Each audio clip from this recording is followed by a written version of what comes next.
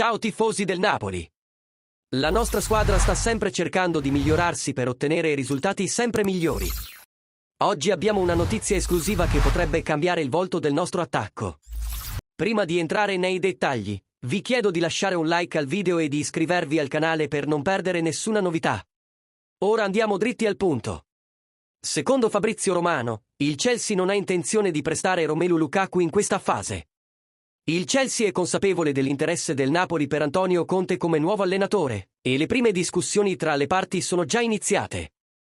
La clausola di rescissione per Lukaku è di 38 milioni di euro, una cifra accessibile per qualsiasi club interessato al potente attaccante belga quest'estate. L'arrivo di Antonio Conte potrebbe essere un fattore determinante per l'ingaggio di Lukaku, dato che i due hanno già lavorato insieme con successo all'Inter.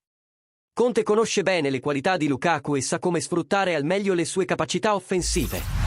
Questo potrebbe essere il colpo di mercato che il Napoli sta cercando per rafforzare il proprio attacco e competere ad alti livelli sia in Italia che in Europa.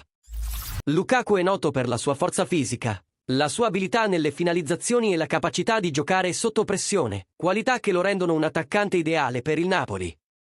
Con l'incertezza sulla permanenza di Osimhen, l'acquisto di Lukaku potrebbe garantire continuità e potenza al nostro reparto offensivo. Tifosi del Napoli, cosa ne pensate di questa possibile operazione di mercato? Romelu Lukaku è l'attaccante giusto per il nostro club? E l'arrivo di Antonio Conte può davvero fare la differenza? Lasciate le vostre opinioni nei commenti, perché sono molto importanti per la nostra comunità di tifosi.